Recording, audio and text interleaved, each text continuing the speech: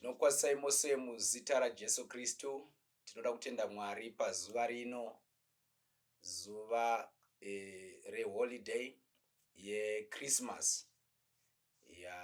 Tinoda kuti titende Mwari naizvozvo nekuchengetwa kwaari kutiita nekuuya kwakaita Ishe wedu Jesu Kristu, akafa pamuchinjikwa akamuka zvakare. So we just want to thank God and appreciate God for that. So without wasting much of time, nhasi toda kuti taure pamusoro pezuva irori ratinaro, ratinoona vazhinji vari kufara zuva ranhasi, mufariro wakasiyana siyana, vachiti tiri kucelebrata Ishe. So tinoda kutenda titaure pamusoro peizvozvo kana kuti pezuva iroro, kutaura subject yedu ichange iri yeChristmas. yeChristmas ndechekuti izvo, mubvunzo wokutanga uchada kubata ndewekuti iwo, are we really celebrating Jesus Christ? Tiri kucelebrata Jesu here? Ndo mubvunzo wandichada kuti tinge tichizopindura, kuti vakadesigna zuva iri remusi wa25 December wanhasi vakazviita kuti tipemberere Ishe Jesu Kristu here? So that's what we want to address that issue, to taura about that. Then also another question yadobvunza ndeyekuti iyo, why are we posting Santa Claus pictures isu tichicelebrata Jesus Christ? Zvinoreva here kuti Santa Claus ndi Jesu? Tingati here tichicelebrata John tobva taposta mapicture aPeter? Zviri possible here izvozvo? Zvinogoneka here?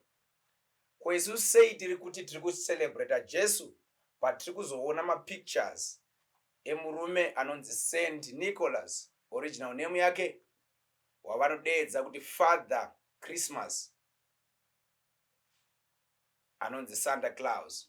So we just want to discuss, tichitrace back history inotibatsira, because sometimes kuti understand mama concept tinofanira kuita go through history, totarira kuti zvakambotanga papi uye zvakatanga sei, uye pazvakatanga vanhu vakanga varipo, kana kuti vatendi kana mabelievers kana maChristians emazuva iwayo vakazvitambira sei. Then zvinotibatsira izvozvo kuti tizoonawo matambiriro atinogona kuzviita mumazuva edu atiri kurarama.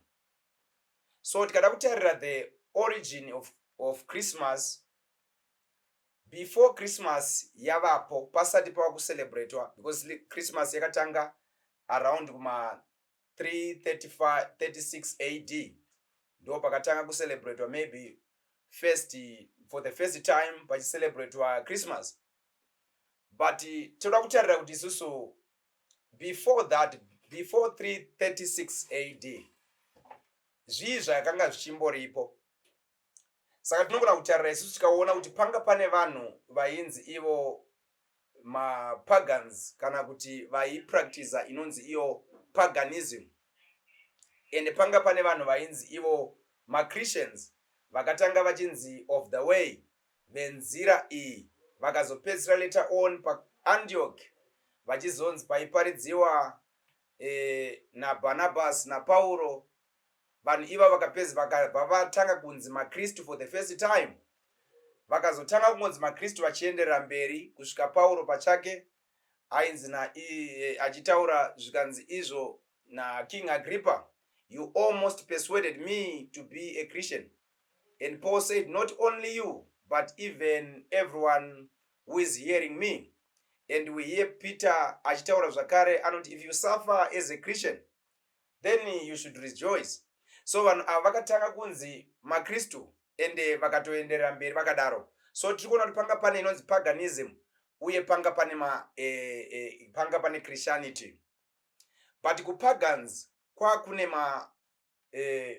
ma celebrations avaita ainzi ma winter festivals celebrate their sun god vachinamata, in paganism vainamata ma-idols, vaikona kunamata zvinhu zvakasiyana siyana. They could worship a sun, they could worship ma-images avane vakagadzira, they could worship vamwe vacho, especially if you got the book of Acts 19, toona mudzimai ainamatwa ainzi Diana, vane ma-idols idea, so Diana, so they were worshiping a lot of things. Yes, then we see in Christianity they were exalting now, vakanga vachingosumudzira zita raJesu Kristu. Vakatozosvika pamapersecution, vairohwa vachiitwa zvakawanda wanda, vakatofa vazhinji vavo madisciples nevateveri vaJesu Kristu vakawanda. They were killed, they were persecuted, and vaingourayirwa only one reason, yekuti they are using the name of the Lord Jesus Christ. Vainzi mirai kushandisa zita iri, but ndo paizotaurwa nana Peter vachiti totyai mere kana kutotya Mwari. So we see kuti pane Christianity and paganism. So kupaganism kwaitwa ma-festivals vachiita zvekucelebrata, vachipanana ma-gifts and doing all kinds of stuffs. Vane ma-celebration iwayo avaita ma-winter festivals. But ma-Christians manje, they were very, very radical and very sensitive, because vakanga vasingadi kupinda into things. Kusvika pakuti vanga vasingatobelieve inyaya yekucelebrata even ma-birthdays avo chaiwo aitonetsa kuti vama-celebrate. But haisiyo nyaya yedu yatida kutaura nezvayo. Our story want to talk about this Christmas thing, kuti yakazotangira papi. So we see kuti isusu 336 AD toona vanhu vachitanga kuita zve Christmas, ichitanga kucelebratwa vachinzi aiwa tiri kucelebrata Jesus Christ's birth, though hapana scripture inotiratidza kuti Jesu wakatirayira kuti celebrate birth yake. Hapana scripture inotiratidza izvozvo, kana kuti commandment inotiratidza kuti tinofanira kucelebrata kuberekwa kwakaitwa Jesu. But tinoona ma-scriptures anotiratidza Jesu achiudza vadzidzi vake kuti itai izvi muchindirangarira, achiratidza kuti you have to remember the blood of the covenant, and you also have to remember crucifixion, kufa kwaaita, even the resurrection. Saka tinoona kuti Jesu pavakasiya vadzidzi vavo akavasiya achiti varemembe kufa kwaakaita nekuzomuka kwake. Hatinaona achiti celebrate about the birthday, but still it's not a big issue to celebrate the birthday of our master, kuti tifare tichitaura kuberekwa kwakaitwa Jesu, the greatest gift on earth, chipo chikuru panyika. Zvinotifadza kutaura pamusoro peMessiah. But zvatiri kuda, or the purpose of my presentation kana kuti my preaching, or zvatiri kuedza kuti titaurirane ndezvekuti izvo hatidi kushandisa zita raJesu pasina, tichiita tunhu twedu, then we just use the name of Jesus kuti ringopindawo ipapo kuti zvive acceptable, of which ndo zvinhu zviri paground zvekuti tiri kuti we are celebrating Jesus Christ.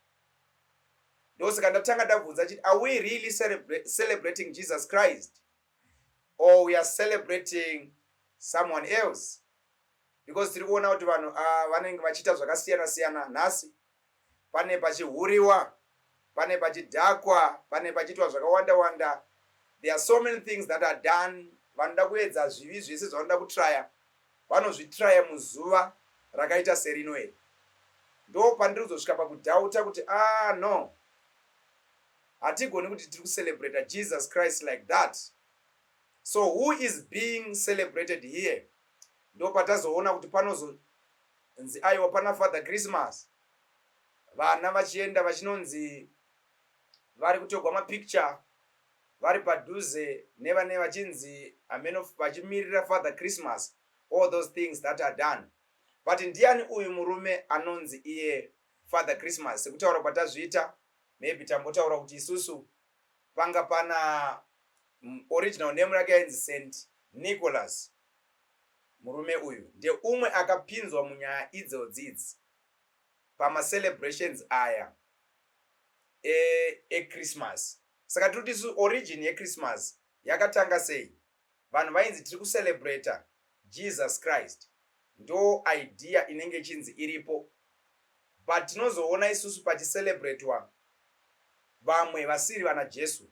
Saka number one thing ndechekuti it was a pagan thing.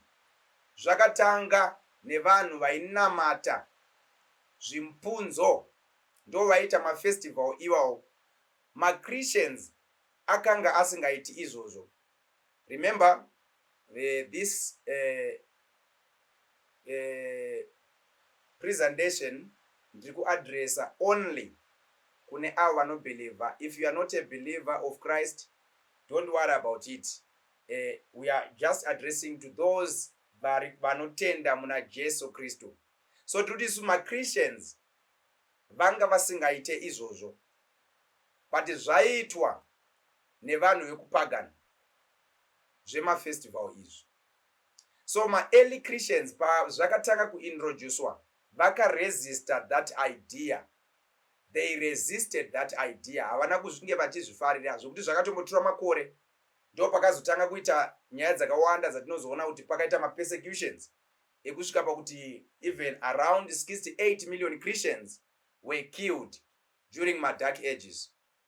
But they resisted that idea. Why? Because vaiziva kuti this idea yema-celebrations iri kuma-pagans.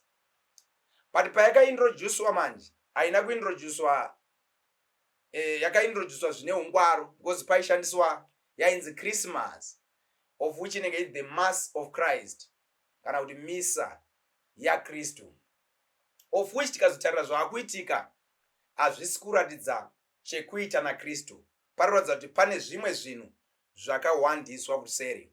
So we are seeing kuti pakazoiswa another person aripo ipapo akanzi we have to celebrate this person, akaita mabasa makuru ainzi iye St Nicholas, vanova ivo Father Christmas. Murume uyu aizivikanwa, anonzi iye anotorwa as an omnipotent person, of which inotenda kuti the only omnipotent that we have is God, and no one is omnipotent. Hatigoni kuti munhu ari all powerful. That means murume uyu ari kunzi iye St Nicholas akanga achitorwa as an omnipotent, and also vaimuti iye ari omnipresent. Hanzi anoenda achinopa vana magifts, something like that, achino-distributa magifts kuvana. Hanzi especially a day before Christmas anenge achipa magifts, so vanomutora as a giver. Vanomuti also is a person akagona kuchinja, also akachinja mvura into wine, something like that. Vanomuti aita mabasa makuru akangoitiwa naJesu. Some writers, they take it as another person. So anotorwa kana kuti anokombewa naJesu. In other words, anoexaltwa kutodarika Jesu. Samjana kuti Jesu tangoshandisa zita rekuti Christ, but tikazozvitarira ari kucelebratwa ndi St Nicholas, anonzi iye Santa Claus kana kuti Father Christmas. So ndo pane nyaya idzodzo.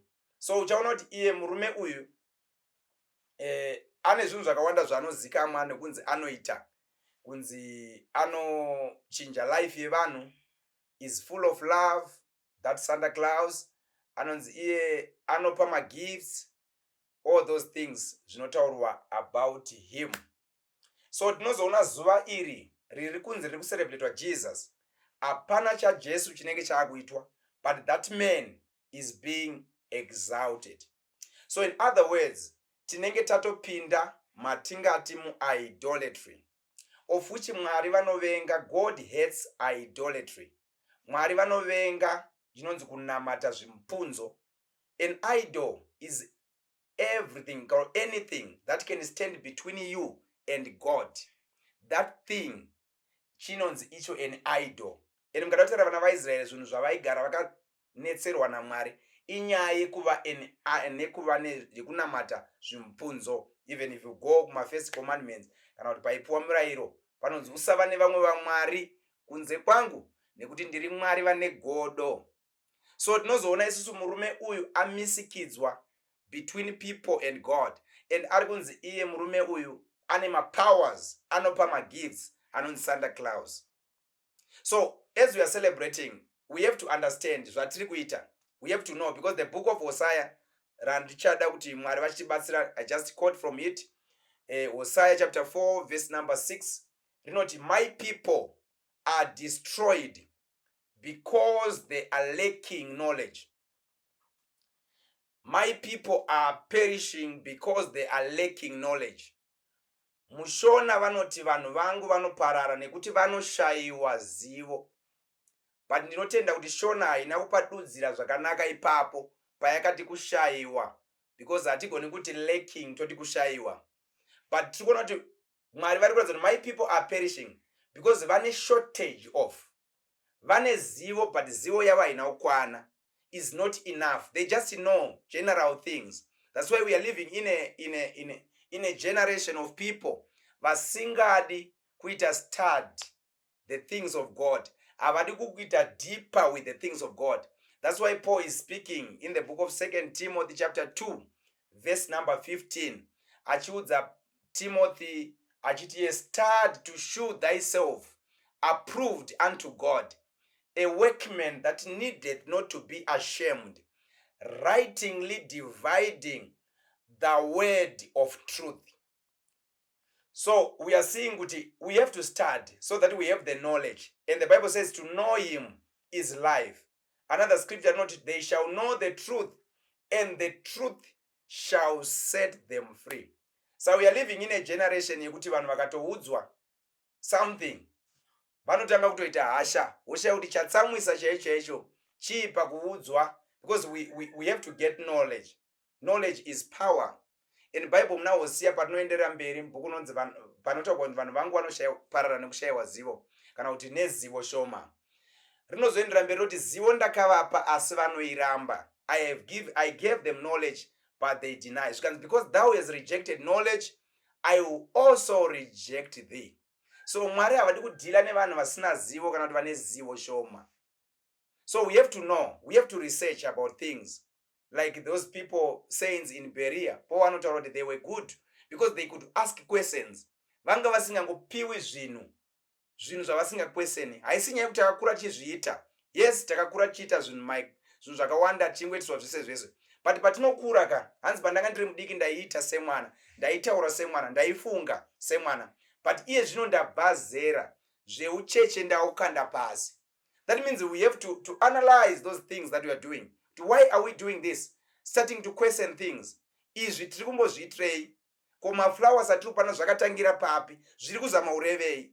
I think that is the important part, especially pazuva rakaita sarnhasi, where we are celebrating the Lord Jesus Christ, or the life or the coming or the birth of the Lord Jesus Christ.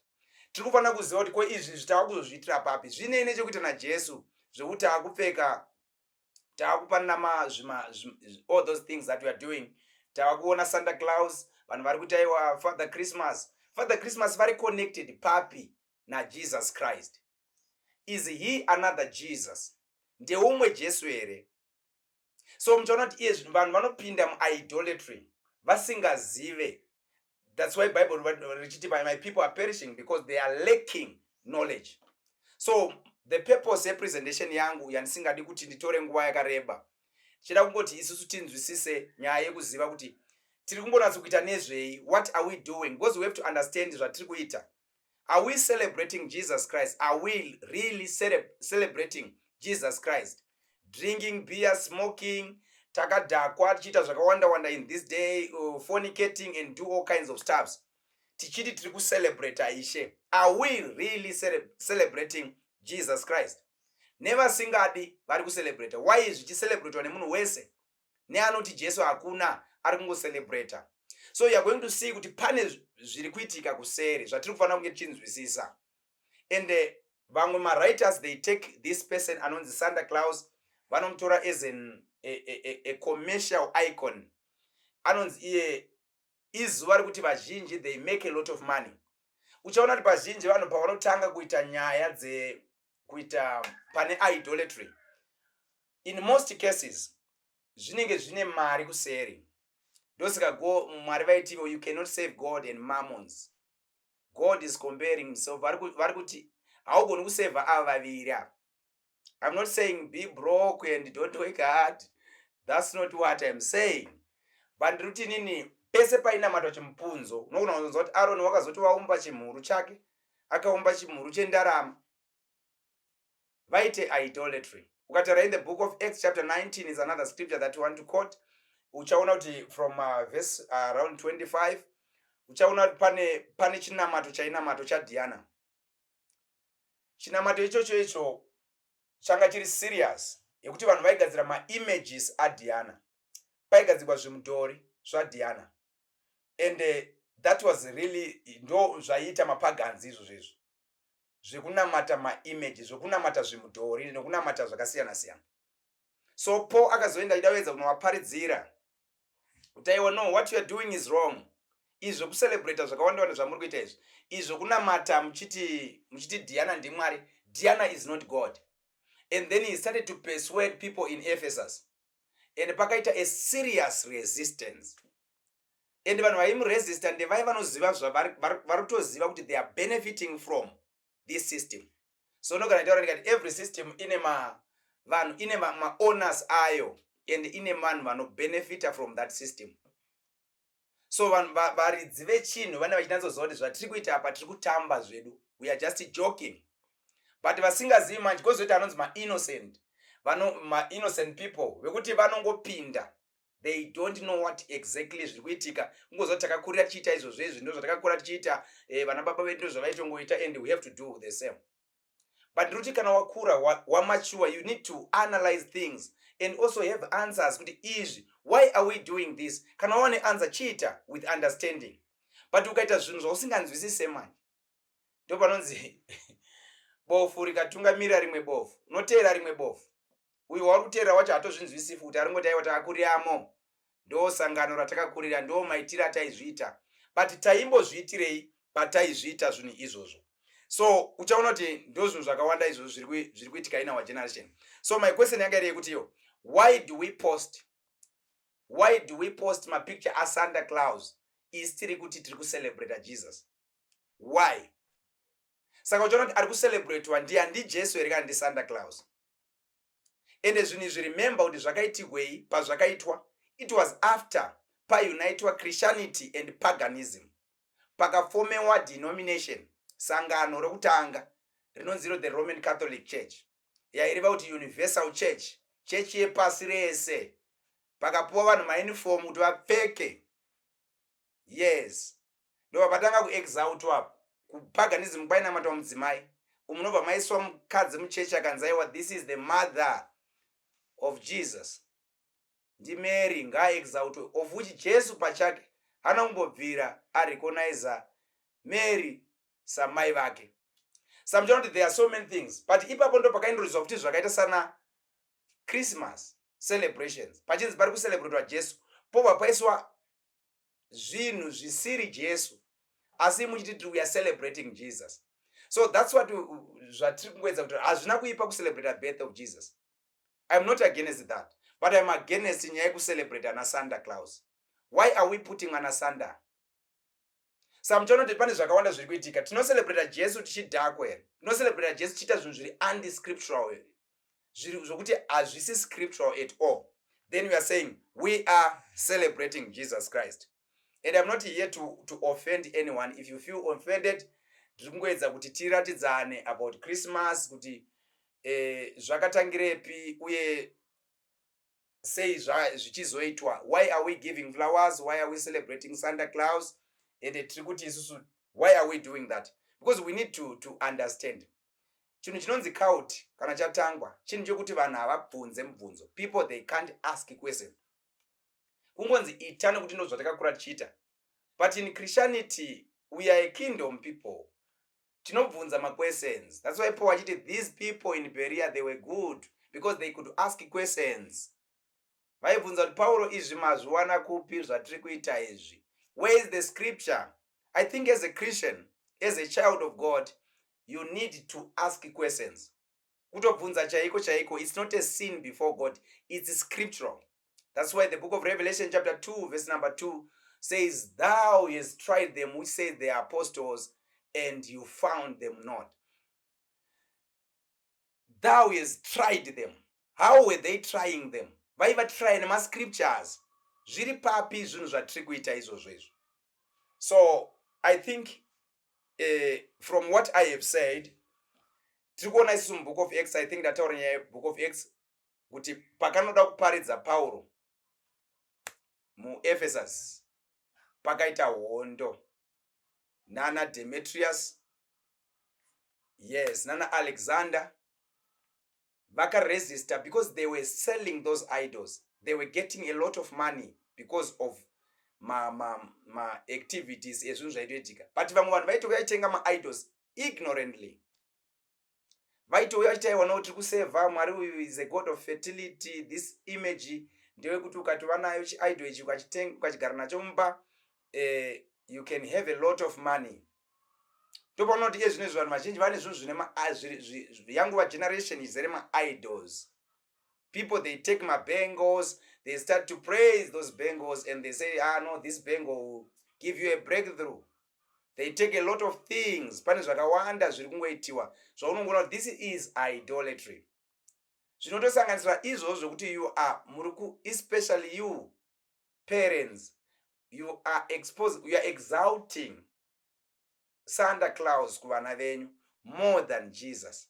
Because Santa Claus ari kuti vana vane vachidzidziswa kuti aiwa, this visitor Opama gifts is also is a omnipresent and is omnipotent. So he can come, this Santa Claus, and give you some gifts. But chona zvese izvozvo pari kuto replace wa Jesus Christ. As tichitaura kuti tiri kucelebrate Jesus Christ. But Jesu ari kuto replace wa. So nyaya iripo yatiri kuedza kuda kubata ndeyekuti let's run away from idolatry. Tiite zvinhu izvi with understanding. And when we are doing, we celebrate the life of Jesus Christ every day. And tinozviratidza sei kuti we are celebrating. Pane nzira yekutocelebrata nayo kuti Jesu tinokugamuchira. And Jesu, how can you call me master if you deny my word? Munoramba shoko rangu, then you say, Jesus is our master. Saka nyaya iripo ndeyekuti we have to do zviri kutaurwa kana kuti zvakataurwa neshoko rake. So dai Mwari vatitira zvakanaka as I am about to finish. Kuti dai Mwari vatibatsira tagona kubva mu idolatry, tagona kubva mu rituals, taita zvinhu zvatiri kunzwisisa. Yes, let's do what we understand. Kana uida kucelebrate Jesu, hazvina kuipa celebrate Jesu. But how do you celebrate Jesus? Uri kunatsomucelebrate sei Jesu uyu? Hauzi kuzopedzera kucelebrate here umwe munhu anonzi Santa Claus. Hauzi kuzopedzera kupinzwa here mu-idolatry uchiti kwai tiri kucelebrate Jesus. So dai Mwari vatibatsira tagona kuita zvinhu izvi with understanding. Ndosaka Jesu vachiti, ndosaka Mwari Bible ritaura nyaya yekuti I desire knowledge more than burnt offering. So Mwari vanoda kuti understand, tizive, tiite zvinhu zvatinonzwisisa. Even zvese zvamuri kutongoita zvese kusanganisira zvakawanda wanda zviri kuitika mugeneration yedu, we have to ask questions. Tofanira kubvunza kuti izvi tiri kuzviitirei? Why are we wearing uniforms? Mascripture ari papi? Why are we doing this? Why tichibhabhatidzwa tichiita zvokubhabhatidzwa ka7? Where are the scriptures? Zvese izvozvo tofanira kuzviunderstand. Tava neunderstanding iri scriptural, then we know kuti aiwa, no, we are safe because tiri kuzviita, tiri in the way. Because Jesus is the word. The Bible said in the beginning was the word was with God, and the word was God. So dai Mwari vatiitira zvakanaka, vatikomborera. As we are concluding, we are saying Mwari ngavatiitire zvakanaka. Tino celebrate every day the life of Jesus Christ, and hatina futi scripture inotiradza kuti tidaro zvedu. Tinoratidza kuti tinofanira kucherechedza zuva rekufa kwake nezuva rekumuka kwake. We thank God, tinokutenda Mwari dai vakuitirai zvakanaka. Taita zvinhu zvatinonzwisisa, tisapractice zvinhu zvemapagans, but tiite zvinhu izvi with understanding uye nekutya Mwari. God bless you so much. Mova nenguva yakanaka.